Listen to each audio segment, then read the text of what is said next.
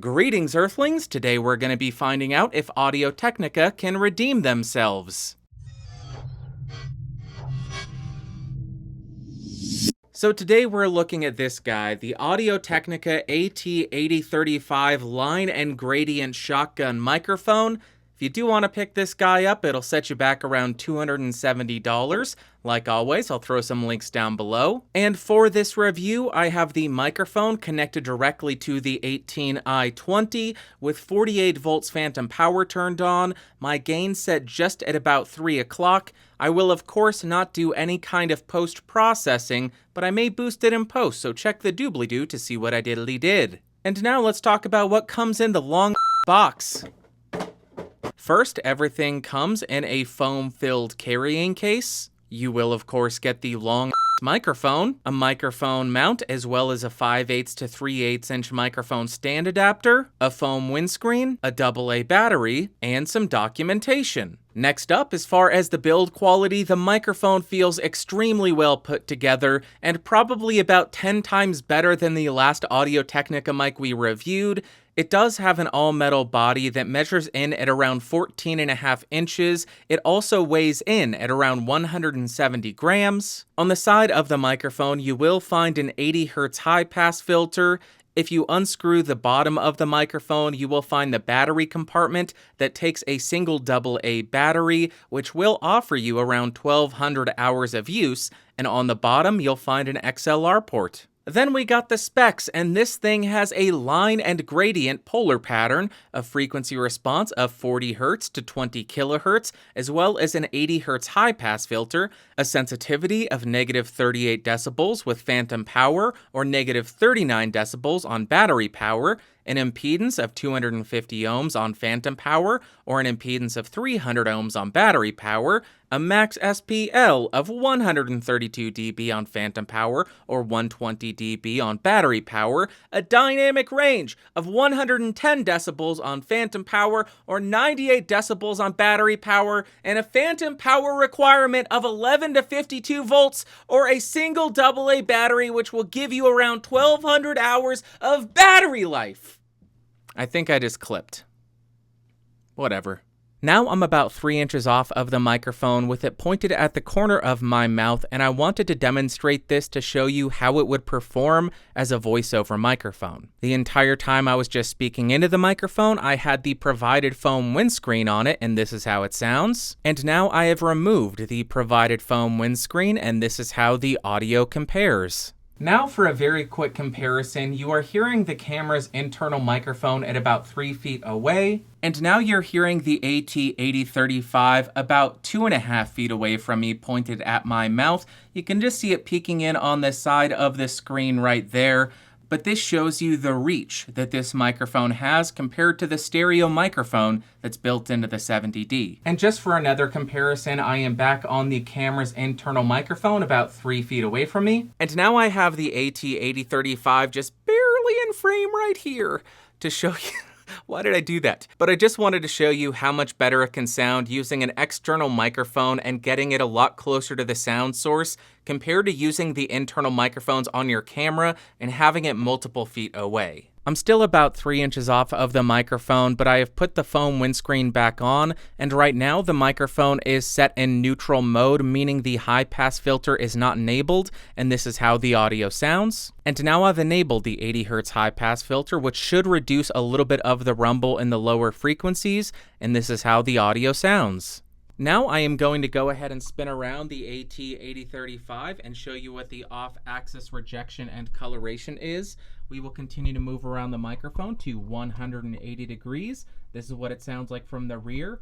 Continue around the microphone to the second 90-degree angle. We will move up and down the side of it, show you how it sounds, and then we will rotate and end at the front of the microphone. Now I'm right on top of the microphone to show you the proximity effect of this thing. About 3 inches off of the microphone, and this is how it sounds. About 1 foot away from the microphone, 2 feet away from the microphone, and about 4 feet away from the microphone. Now with the camera right here, I am typing on a keyboard with MX Blues to see how much of my voice versus how much of the keyboard it picks up.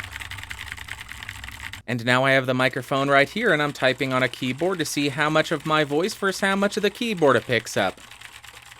And for the elite gamers, now I am typing on the DAWs keys.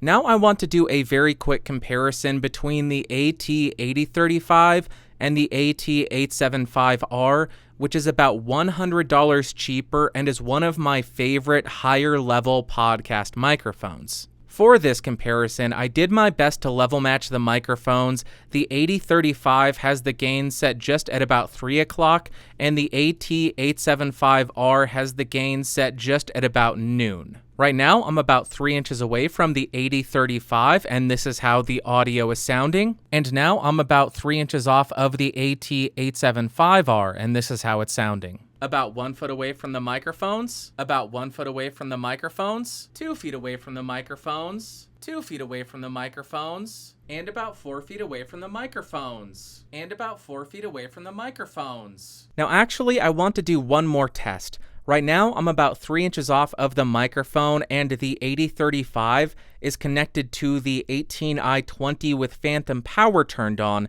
and this is how the audio is sounding with phantom power. And now I am still about 3 inches off of the microphone. I did not change my gain on the interface at all, but I did shut off phantom power and install the battery, and this is how the audio sounds. Let me know in the comments down below, do you hear any kind of tonal difference, or do you just hear a difference in the level? Let me know, love to hear from you.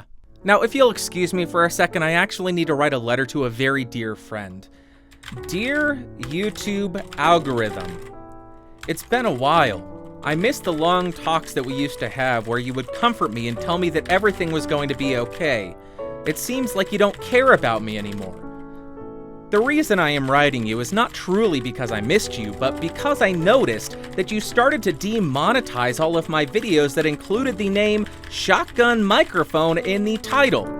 I would like to inform you that shotgun microphones are not a weapon or anything used to harm people. They are used to record audio sources. So will you please fix this issue, because I want to earn money.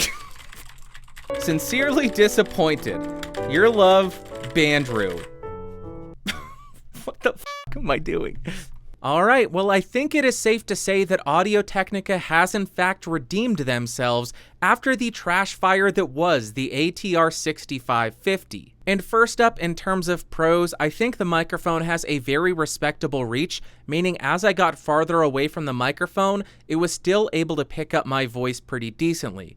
Additionally, I think it has a pretty natural sound to it, maybe a little bit on the bright side, but still a fairly accurate representation of the sound that you're putting into it. It also has a built-in high-pass filter, which I'm always a fan of.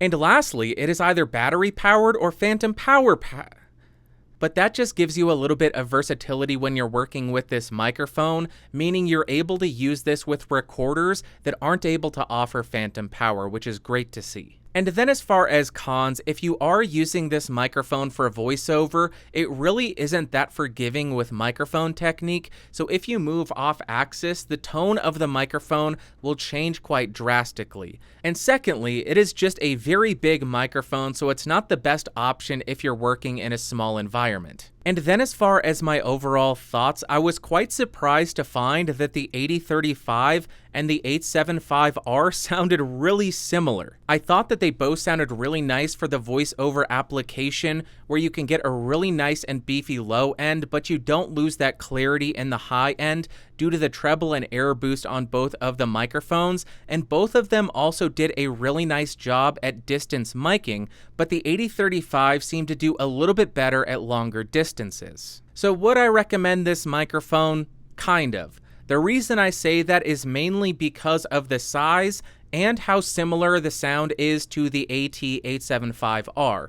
So if you are looking for a relatively budget, long interference tube shotgun microphone with a decent reach, then absolutely I would recommend this thing. But on the other hand, if you are just looking at this microphone for voiceover work, or you have limited space to place your microphone in and record in, I think the AT875R is an excellent alternative, and it's $100 cheaper. Alright, that's gonna wrap up for today, so if you found this video fun, interesting, or helpful, Go ahead and give me a thumbs up. If you hated it, give me a big old thumbs down.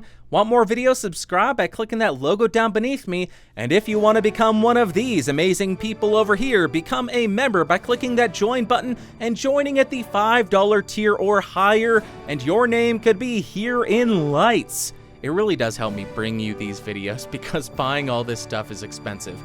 Thank you so much for watching. Thank you so much for listening. I'll see you next time. Bye.